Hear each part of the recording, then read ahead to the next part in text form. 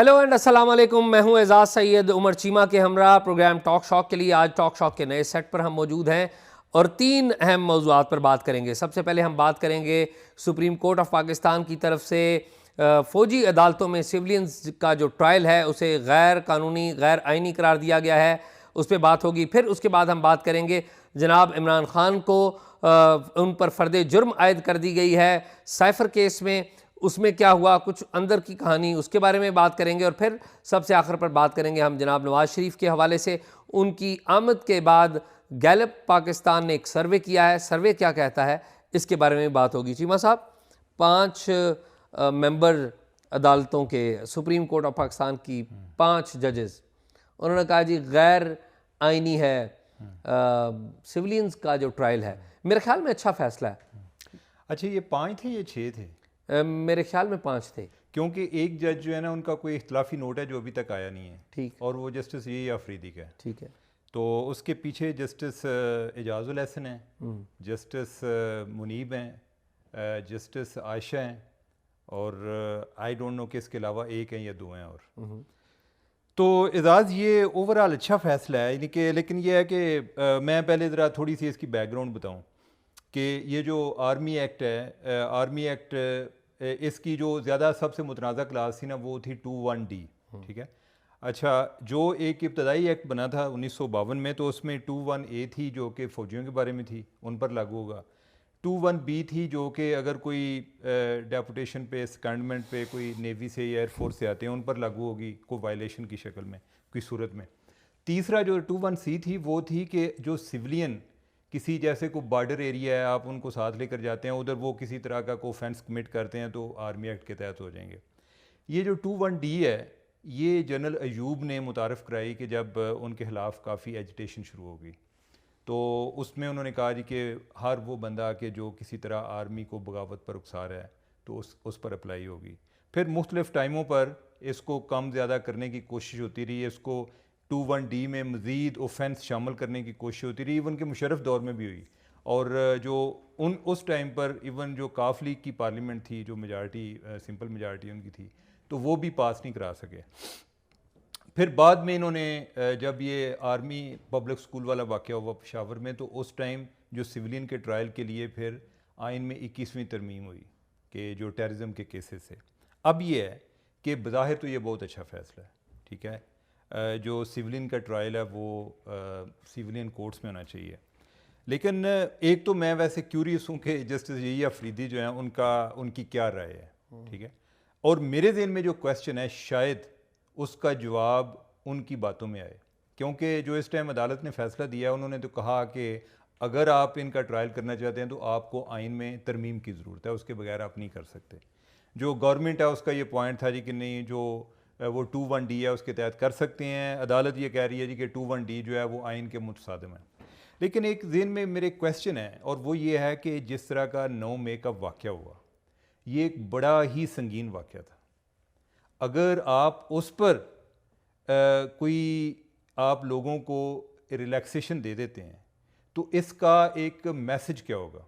यानी कि मैं कोई ये नहीं कि मैं ये कहता हूँ कि आर्मी आज तक सारे काम ठीक करते आई है, ठीक है। मैं एक पर्टिकुलर, अगर हमने उनको भी एक एड्रेस करना हो जी कि आप अपने आप को ज़रा कंट्रोल करें, तो ये वाला वाक़या जो है ये सिर्फ लाहौर में तो नहीं हुआ ना। ये तो नहीं है कि लाहौर में कोर कमांडर घर पे अटैक हुआ। हाँ, फैसलाबाद में, हर मुल्तान जगह में, हर जगह पे। जिस जगह पर कैंटोनमेंट थी उधर उन्होंने अटैक किया है या अटैक करने की कोशिश की है, जिधर उन्हें को आर्मी की इंस्टॉलेशन नजर आई है। तो ये बहुत डेंजरस है, ठीक है। ये मेरे ख्याल कोई इसको आप सिंपल वाक़या के तौर पे नहीं ले सकते। जो 21D है उसका जो इतलाक है ना, वो था जैसे शहबाज गिल पर था कि जी उसने जो बयान दिया है जी कि वो अफसरान को, जूनियर्स जो है उनको सीनियर्स के खिलाफ बगावत करने की कोशिश की है। अच्छा, उस पर आपकी बहस हो सकती है जी कि उसको करना चाहिए था या नहीं, लेकिन मेरी नज़र में ये इंतहाई संगीन था 9 मई वाला वाक़या। इवन वो लोग जो कि PTI के हैं वो इसको डिफेंड नहीं कर पाते, सिवाय इसके कि उनके पास ज़्यादा से ज़्यादा आर्गूमेंट ये होता है जी कि नहीं ये साजिश थी। नहीं जी, आपको क्या पता कि वो वाकई PTI के लोग थे या नहीं। लेकिन अगर इस चीज़ को तसव्वुर कर लिया जाए जी कि वो PTI के थे या कोई भी थे, क्या उनकी, और वो सिविलियन थे, तो क्या उनको किस अदालत में जाना चाहिए, ये एक बड़ा सीरियस क्वेश्चन मार्क है। और अब देखें कि जो आगे जाके ये चीज़ें कैसे तय होती हैं, ये एक क्वेश्चन है। अच्छा, मेरे ख्याल में जो बात आप कह रहे हैं ना कि ये क्या होगा, मेरे ख्याल में ये सिविलियन कोर्ट्स में इनका केस चलेगा, most probably anti terrorism court में ऑलरेडी चल रहा था ना। तो जो ऑलरेडी जो जिन 3 कैटेगरीज थी, पहले एक फौजी अदालतों का था, एक एटीसी वाला था, एक सिविल कोर्ट का था। तो मेरे ख्याल में जो फौजी अदालतों वाले केस हैं वो शायद एटीसी में चले जाएंगे। एक बात तो ये हो गई। दूसरी बात ये हो गई कि आप ये कह रहे हैं कि वो जो क्वेश्चन है कि उसका क्या होगा, ये बड़ा संगीन था। ये संगीन मामलात के लिए ही आइन बना है, संगीन मामलात के लिए ही कानून बने हुए हैं, ऑलरेडी बने हुए हैं, और उसके लिए सीवियर लॉ मौजूद है। वो एटीसी, एंटी टेररिज्म एक्ट 1999 का बना हुआ है। आपको पता होगा कि अमेरिकन हिस्ट्री में अब्राहम लिंकन का जब कत्ल हुआ था, तो अब्राहम लिंकन को जब फायर किया गया तो उसका इनिशियली जो ट्रायल है वो मिलिट्री कोर्ट में चलाया गया। तो इसके ऊपर वहाँ पे बड़ी डिबेट हुई थी, और एक सेनेटर थे, एक लॉयर थे, उन्होंने इस पे बड़ा एहतजाज किया था कि ये मिलिट्री जो जस्टिस सिस्टम है ये ठीक नहीं है, कि आप इस तरीके से प्रॉपरली इंसाफ एक्सिक्यूट नहीं कर सकते, क्योंकि लोगों को पता नहीं होता, चीज़ें डिबेट नहीं होती, प्रॉपर इन्वेस्टिगेट भी नहीं होती। और उस केस में आपको पता है कि जो अब्राहम लिंकन के ऊपर जिस बंदे ने फायर किया था, वो बंदा, उस बंदे की माँ को पकड़ के ले गए थे और उसकी माँ को हैंग कर दिया गया था, और बाद में जिस बंदे ने एक्चुअल फायर किया था अब्राहम लिंकन पर, वो बच गया था।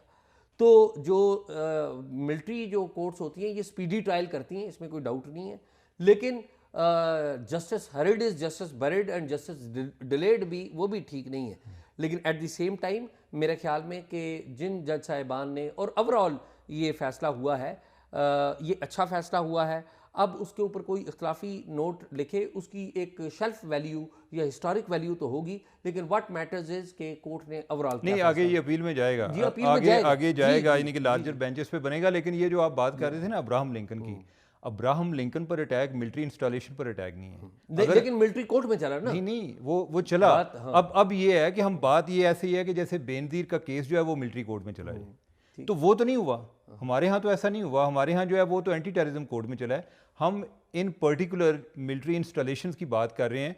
हमें मेरा ख्याल है कि कोई फिर ऐसा केस तलाश करना चाहिए कि दुनिया में किसी जगह पे मिलिट्री इंस्टॉलेशंस को टारगेट किया गया हो और वो सिविलियन अदालतों में केस चले हों। ये कोई ऐसी कोई नज़ीर मौजूद है मेरे नॉलेज में नहीं। उमर, बात ये है कि ये बात है ना कि जी मिलिट्री इंस्टॉलेशंस के ऊपर हुआ है, तो इसका मतलब है कि हम जस्टिफाई कर रहे हैं कि फौजी अदालतों में होना चाहिए। मेरा मतलब है, आप ये नहीं कह रहे, लेकिन ये इंप्रेशन इम्प्लाई ये करता है। आप ये नहीं, इंप्रेशन वाली क्या बात, मैं तो ये मेरे ज़हन में क्वेश्चन है, दिस इज द, यानी कि मैं इस चीज़ पे को अपोलोजेटिक नहीं हूँ। मेरे ज़हन में ये क्वेश्चन है कि ये एक सीरियस मामला है। अल्टीमेटली देखें, अदालत में भी मामला जाता है ना, आइन की तशरीह भी होती है, तो हमें कुछ साथ साथ सोल्यूशन भी तलाश करना चाहिए कि क्या होगा अगर इस तरह की सिचुएशन हमें पहले फेस नहीं करनी पड़ी।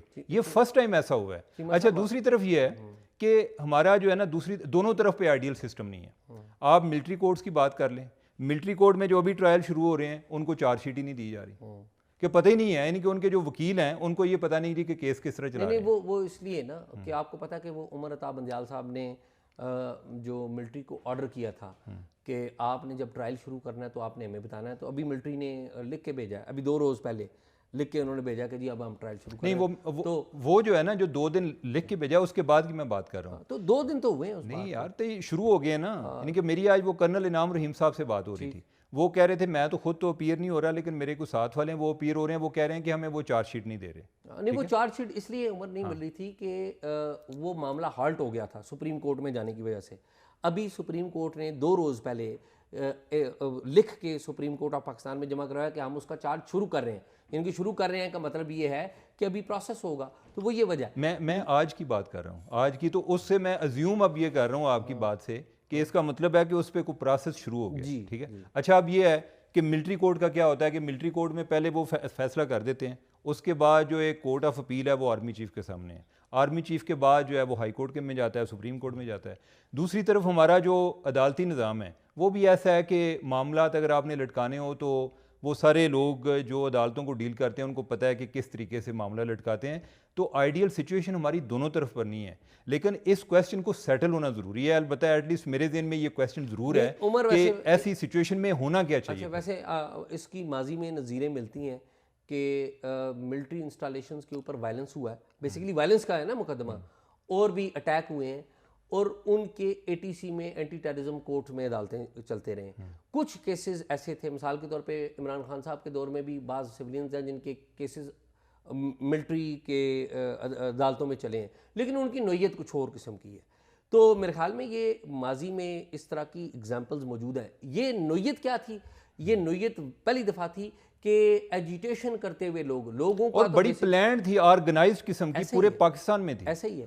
और ये पॉलिटिकल एहतजाज होते होते पहली दफ़ा गया है जिसने वायलेंस किया है। ये इसकी नोयत नहीं और है। मेरा ख्याल है कि ये चूंकि जो करने वाले हैं एहतजाज या अटैक करने वाले हैं, ये हमारी क्लास से थे, मिडिल क्लास के लोग थे, तो हमारी उनके बारे में एक टॉलरेंस लेवल भी ज़्यादा है। अगर ये काम जो है ना ये टीएलपी ने किया होता तो शायद बहुत सारे लोग कह रहे होते जी कि नहीं, ये जो है they should be taught a lesson. अच्छा, वैसे उमर, टीएलपी को आप अपने साथ और हमारे साथ, हम लोगों, आम लोगों के साथ नहीं जोड़ सकते।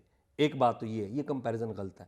दूसरी बात ये है उमर के आपने जो बात कही ना कि वो जो सिविलियंस के जो ट्रायल के वाले से, देखिए सिविलियंस के ट्रायल की बहुत सारी एग्जांपल्स मौजूद है, माजी में भी मौजूद है।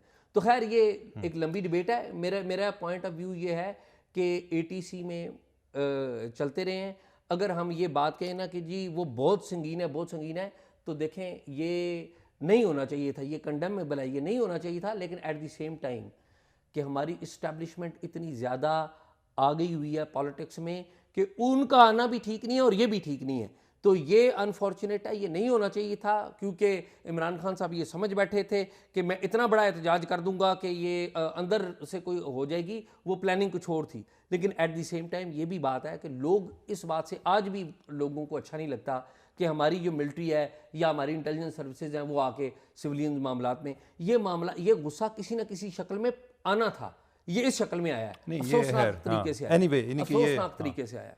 तो खैर आगे आज आपको पता है वो खान साहब की बात चल रही है, साइफर वाला इंडाइटमेंट हो गई है जी। आज फर्दे जुर्म पढ़कर सुना दिए जी। और चीमा साहब, मामला ये है कि अडयाला जेल में आज ये केस की समाअत हो रही थी। तो जज साहब अडयाला जेल में जिस जगह बैठते हैं ना, तो वो सीटिंग उनकी इस तरह से है कि सामने ना, उनके सामने वाली साइड पे जालियां लगी हुई हैं जिसके परे इमरान खान और शाह महमूद कुरैशी उनको लाया जाता है। तो जो प्रोसिक्यूशन है, आपको पता है प्रोसिक्यूशन में बड़े वकला हैं, प्रोसिक्यूशन ने भी बड़े जैसे नामी ग्रामी वकला किए हैं, और जो डिफेंस है वो तो ज़ाहिर है वो है ही है। इमरान खान साहब के पास एक पूरी वकला की फ़ौज है, वो भी उनके साथ खड़ी है। तो आज जब इमरान खान साहब अदालत में आए तो सबसे पहले उन्होंने पूरी अदालत को मुखातब करते हुए कहा कि सबको मुबारक हो, नेल्सन मंडेला आ गया, सबको मुबारक हो, नेल्सन मंडेला हो गया। तो उस पर सारे लोग बड़े मुस्कुराए। तो फिर खान साहब ने आते साथ शुक्रिया जज साहब का अदा किया कि जज साहब आपका बहुत शुक्रिया कि मेरी ना बेटों से बात हो गई है, तो लेकिन एक मुझे गिला है। तो जज साहब ने कहा जी बताएं, ये जज हैं अबुल हसनात मोहम्मद जुल्करनैन। तो उन्होंने कहा जी बताएं क्या मसला है। उन्होंने कहा जी देखें मेरी जो है ना साइकिल जो है ना अभी तक नहीं आई। तो जज साहब ने कहा कि फौरी तौर पे जो डिप्टी सुप्रिटेंडेंट जेल थे उनको कहा भाई किधर भी इनकी साइकिल। तो उन्होंने कहा कि सर वो बस आ रही है, जो भी उन्होंने कहा जी बस खान साहब कहते हैं कि आप जी तहरीरी आर्डर दें तो तभी मुझे मिलेगी।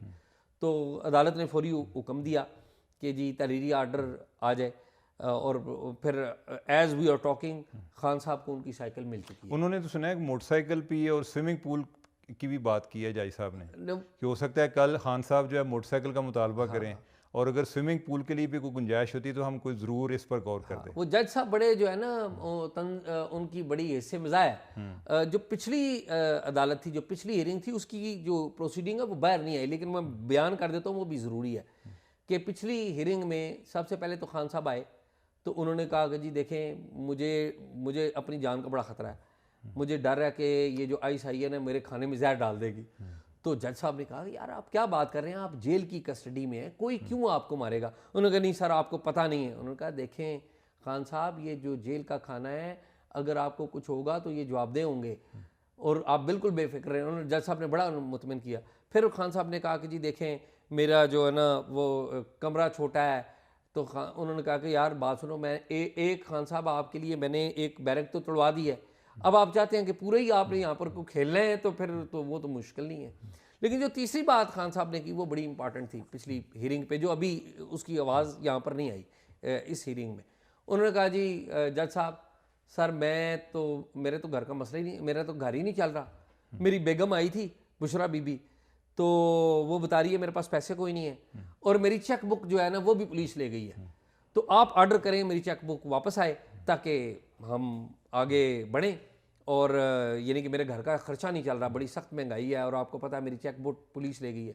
फिर जज साहब ने कहा कि आपने कोई दरख्वास्त दी है किसी को कि उसमें आपकी चेक बुक चली गई है? ओ खान साहब के पास कोई जवाब, कहते हैं जी ये तो मुझे पता नहीं है। उन्होंने कहा यार देखो, अगर पुलिस ले गई है उसे किसी जगह पर अगर आपने नोटिस कराया हुआ है तो मैं अभी ऑर्डर करता हूँ, तो वो आपको चीज़ें मिल जाएंगी, अगर पुलिस के पास है तो मिल जाएंगी। लेकिन खान साहब के पास इस बात खान साहब वैसे पहली दफ़ा किसी अपने डिपेंडेंट के बारे में परेशान हुए हैं, अदरवाइज़ जो इनके नॉमिनेशन पेपर देखते थे तो उसमें जो बच्चे हैं उनकी कफालत भी जुमैमा के वो उनके सुपुर्द होती थी। जुमैमा ने ली हुई है वो कफालत खुद ही। जुमैमा ने कहा हुआ कि मैं इन बच्चों को ना अपनी कफालत में रखना चाहती हूँ। ना सिर्फ इन दोनों की ली हुई है, बल्कि वो जो टेरियन जेड है उसकी भी। अच्छा, आज कोई जो शाहमूद कुरैशी उनके साथ भी मेरे जायज साहब का मुकालमा हुआ है, उनके पास पता नहीं कुछ चारपाई नहीं थी। बिल्कुल बिल्कुल। तो उनको उन्होंने कहा जी कि आपको चारपाई मिली है कि नहीं, तो उस पर पता नहीं उन्होंने कोई एक और को फिक्रा कसा भी है, वो मुझे याद नहीं रहा एग्जैक्टली। तो है जज साहब जो है ना जुल्करनैन, हसनात मोहम्मद जुल्करनैन, इनके हिस्से मज़ा जो है वो बड़ी जो है ना उस पर लोग बड़ा एंजॉय करते हैं। ये प्रोसिक्यूशन के साथ भी बड़ा हंसते खेलते हैं, और जो डिफेंस है उसके साथ भी हंसते खेलते हैं। और मज़े की बात यह है कि जो इमरान खान साहब हैं वो जज साहब का बड़ा शुक्रिया अदा करते हैं। अनलाइक माजी में वो जो जिस जज के पास उनका केस होता था, खान साहब एक तो उसको घूरते थे, फिर बाहर जाके तकरीरों में उनका नाम भी ले लिया करते थे। अभी बाहर भी नहीं ना जा सकते, अभी बाहर भी नहीं जा सकते। अभी वो बड़े शुक्रगुजार हैं कि भी जज साहब बड़ा यानी कि ना मेरे साथ बड़ा अच्छे तरीके से पेश आ रहे हैं। तो एनी हाउ वो हाँ, तो नेक्स्ट जो है हमारा एजेंडा आज का जो इशू है वो है नवाज शरीफ की वापसी। ठीक है, टार्जन की वापसी।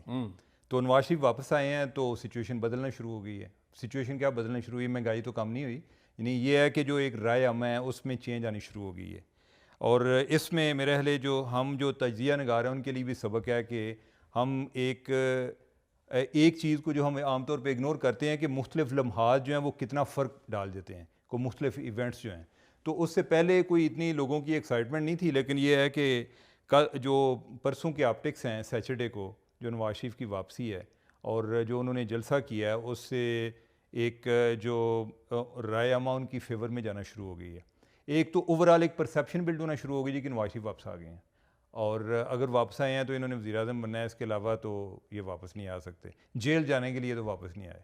और दूसरा ये है कि जिसने दूसरा जो कैंडिडेट है वज़ीर-ए-आज़म का वो इमरान खान है, तो वो ऑलरेडी जेल में है और उसके निकलने के भी चांस नहीं है। एक तो ये है। तो उसमें गैलप ने एक सर्वे किया, उसमें उन्होंने कोई जो एक अपना कोई 1000 बंदे का जो एक सैम्पल कोई मुख्तलिफ जो सोशो इकनॉमिक क्लासेस हैं उनकी लेके उन्होंने 1000 बंदे का सर्वे किया है। तो ओवरऑल जो है कोई 80+% जो हैं लोग, उन्होंने वो कहते हैं जी कि हमने उनकी स्पीच को लाइक किया है। अच्छा, वैसे जो नवाज शरीफ की स्पीच थी बहुत अच्छी थी। एक ह्यूमैनिटेरियन ग्राउंड पे इन पर्टिकुलर लोग इमोशनल भी हुए, उसने एक रेजोनेंस क्रिएट की, उसको उन्होंने पर्सनलाइज किया।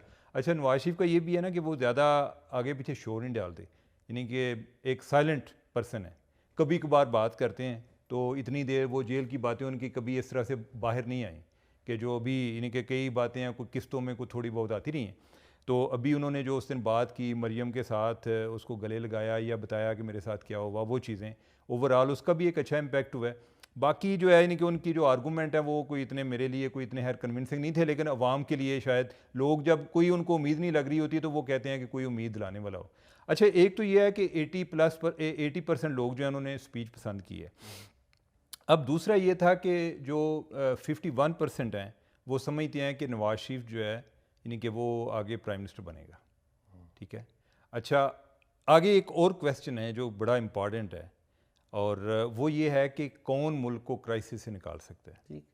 अच्छा, ये वैसे हैरानगी की बात है कि कुछ देर पहले तक जो ये शाहिद हकान अब्बासी साहब, मुस्तफ़ा खोखर साहब, इन्होंने सर्वे कराया था, उसमें जो एक मोस्ट पॉपुलर लीडर था वो इमरान खान था। नवाज शरीफ जो है वो मेरे 7वें 8वें नंबर पे आ रहे थे। ठीक। अभी जो है वो जो ज़्यादातर अक्सरियत है वो कह रही है कि इस मुल्क को मुश्किल सूरत हाल से नवाज शरीफ निकाल सकता है। यानी कि कितने लोग हैं, 30% हैं, और कोई 22% ऐसे हैं कि जो इमरान खान का नाम लेते हैं, और कोई जो तीसरे नंबर पे है ना वो बिलावल है, बिलावल भुट्टो। लेकिन वो बिलावल भुट्टो जो है ना वो डबल डिजिट में भी नहीं आती उसकी जो परसेंटेज है ना। हाँ, यानी कि मेरे ख्याल को 8% या 6% लोग जो हैं वो कहते हैं कि बिलावल जो हैं वो इस मुल्क को क्राइसिस से निकाल सकते हैं। लेकिन एट द सेम टाइम एक जो अलार्मिंग चीज़ है वो ये भी है कि 30% ये समझते हैं कि इनमें से मौजूदा लीडरशिप में से कोई ये सहल नहीं है जो इस मुल्क को इस बहरान से निकाल सके। तो यानी कि ओवरऑल जो है, यानी कि इस नवाज शरीफ की वापसी से एक नून लीग की एक पॉपुलैरिटी फिर अप होना शुरू हो गई है। उनका जो वोटर है उसको होप मिल रही है। जो आगे उनका वोटर नहीं है, जो न्यूट्रल है, वो ऐसा कोई वो टिल्ट खा रहा है कि भाई अगर आ गया तो इन्हें जितना है तो इन्होंने वोट दे देने हैं।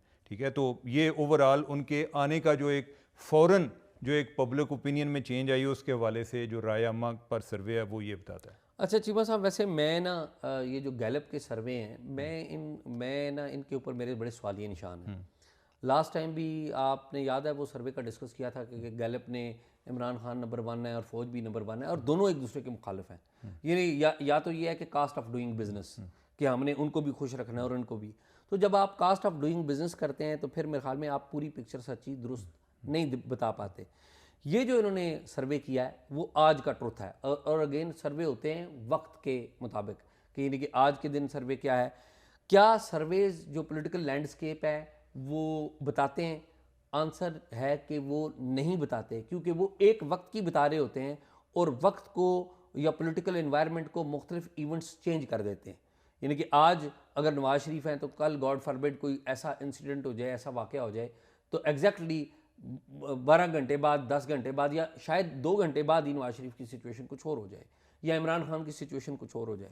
तो ये आप देखें ना कि अमेरिका में भी अगेन इलेक्शन हुए तो सारे सर्वे क्या कह रहे थे कि ट्रंप नहीं बनेगा। जब वो ट्रंप पहली दफ़ा बनने लगा, ट्रंप बन गया। अच्छा, वैसे इजाज़ एक जो चीज़ है ना जो अमेरिका के सर्वे में, अमेरिका के सर्वे में जो पॉपुलर वोट है वो हिलरी का ज़्यादा था। जी हाँ। जो इलेक्टोरल कॉलेजेस है ना उसमें, यानी कि वो पॉपुलर वोट नहीं होता, वो इनडायरेक्ट वोट होता है। ठीक है, जिसमें को हर स्टेट के कुछ जो कोई सेनेटर्स हैं या वो उनका एक वोट होता है, उसमें उससे आके जो ट्रंप है वो जीता है। पॉपुलर अब ये है कि सर्वे ज़्यादा होता है पॉपुलर वोट, ठीक है, वो उस पर हो रहा था। ये जो आप बात कर रहे हैं ना इनके सर्वे की, पहली बात तो ये है कि कोई भी सर्वे गलत हो सकता है। नहीं, मैं नहीं कह रहा हूं कि ये गलत है, नहीं, लेकिन ये है कि अब जो है ना एक अगर हम इम्कानात की बात करें तो इलेक्शन में अब हम नवंबर में जा रहे हैं, नवंबर, दिसंबर, जनवरी, तो ये कुछ ज़्यादा टाइम नहीं है। इस दौरान कौन सी पार्टी है कि जिसको दूसरों पे एडवांटेज हासिल है या जिसके बारे में तासर है कि वो आ रही है इक़्तिदार में, वो नून लीग है। तो चांसेस ज़्यादा ये हैं कि नून लीग का जो ग्राफ है, पॉपुलैरिटी है या एक उनका जो वोट है, वो जितना नवाज शरीफ के आने से पहले था वो दिन ब दिन ऊपर जाएगा। वो कितना ऊपर जाता है वो हमें नहीं आइडिया, ठीक है, लेकिन ये जाएगा। दूसरा जो आप बात कर रहे थे ना जो आर्मी के हवाले से, ये मेरे दिन में भी क्वेश्चन था जो सर्वे आया था, और मैंने गैलप के अलावा भी कोई और भी पोलस्टर जो सर्वे कराते हैं, मेरी उनसे भी बात हुई थी।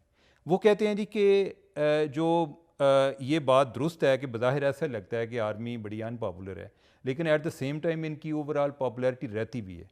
और उसका एक फैक्टर ये है कि हम जिस क्लास में मूव करते हैं ना, हमें ज़्यादा उनका आइडिया होता है। ये जो, और उस टाइम लास्ट टाइम भी हमने इस पर बात की थी कि ये जो रिटायर्ड फौजी कम्युनिटी है, ये भी, ये जो खास तौर पे जीटी रोड साइड है ना, इधर इनका काफ़ी एक कंसंट्रेशन है। तो मे बी यानी कि मुझे नहीं आइडिया गो कि मेरे दिन में अभी भी क्वेश्चन है कि क्या वो एक सर्वे को इस हद तक इन्फ्लुएंस कर सकते हैं, या क्या ये सिर्फ रिटायर्ड फौजी कम्युनिटी है, या आम आदमी जितना हम फील करते हैं वो इतना अपने आप को एंटी स्टैब्लिशमेंट या फौज मुखालिफ अपने आप को तसव्वुर करता है। ये मेरे दिन में अभी भी वैसे क्वेश्चन। लेकिन मेरे वालिद साहब, आपको पता है कि वो भी रिटायर्ड फौजी हैं और वो इमरान खान की हिमायत करते हैं। अच्छा, अब वो क्रिटिक हैं मिलिट्री के रोल के, पहले इतने ज़्यादा नहीं थे, अब वो ज़्यादा है। अच्छा, मैं और बहुत सारे वेटरन्स को जानता हूँ कि जो कि मिलिट्री के रोल के बड़े क्रिटिक हैं।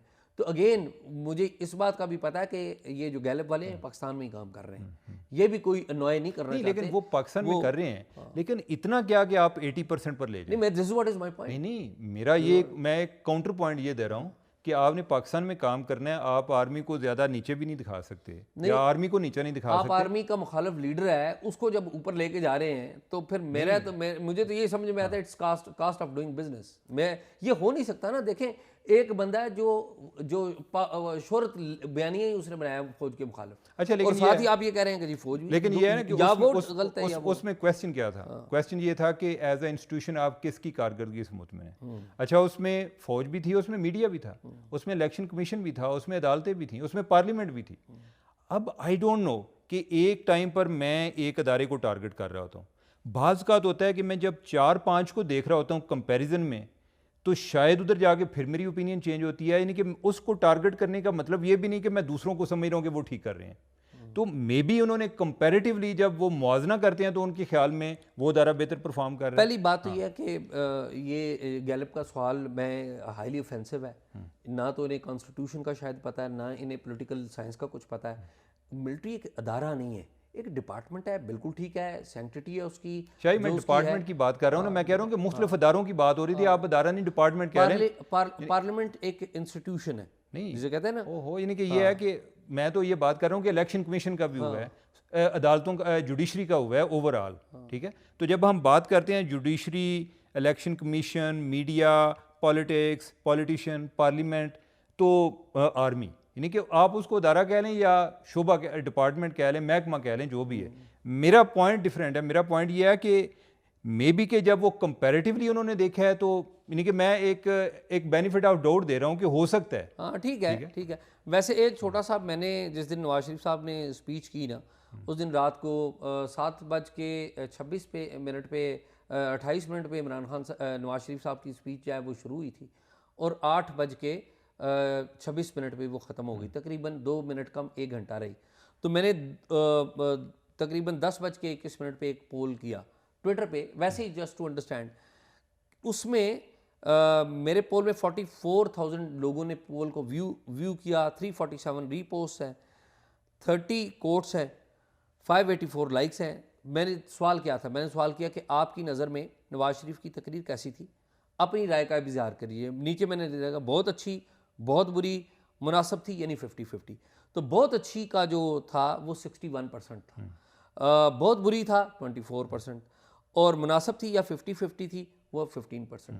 तो ओवरऑल नवाज शरीफ साहब की जो स्पीच थी वो अच्छी थी। उसमें मेरे ख्याल में एक चीज़ बड़ी अच्छी लगी मुझे, वो ये थी कि नवाज शरीफ साहब ने एंगर नहीं शो किया, गुस्सा नहीं दिखाया, कि वरना वो कह सकते थे ना कि जी आज मैं आया हूँ तो वो गिरफ्तार है, वो जेल में, या तो ये एंगर नहीं था उनका, which is a very good thing. वैसे नवाज शरीफ का पहले भी ये स्टाइल नहीं है, स्टाइल नहीं है, लेकिन बाज़ औक़ात आपको हालात फोर्स कर देते हैं ना कि आप वो काम करते हैं जो आर्मी के खिलाफ वो एंगर शो करना चाह रहे थे, उधर वो उनको यानी कि वैसे ही एडवाइस दी कि जरा हाथ थोड़ा रखें। फिर उन्होंने वजाहत भी की, मैंने कोई ऐसी बात नहीं की है, ठीक है। तो मेरे ख्याल में एक तो ये बड़ी अच्छी बात थी, और दूसरी बात जो अच्छी लगी कि उन्होंने बिल पढ़ा बिजली का, पेट्रोल की कीमतें पड़ी, डॉलर की पड़ा, कि लोगों को डायरेक्ट कनेक्ट करना, ये बड़ी अच्छी थी। और आखिरी बात जो मेरे ख्याल में बड़ी ऑफेंसिव रही, आप देखें 99 में उनकी जो गवर्नमेंट गई, उसके ऊपर एक चार्ज था इंडिया के साथ ताल्लुकात। अभी जब उनकी गवर्नमेंट गई 2017 में, उस पर भी मोदी के साथ दोस्ती का चार्ज था। तो इस स्पीच में उन्होंने कहा कि देखें, हम उस वक्त तक तरक्की नहीं कर सकते जिस वक्त तक पड़ोसियों से।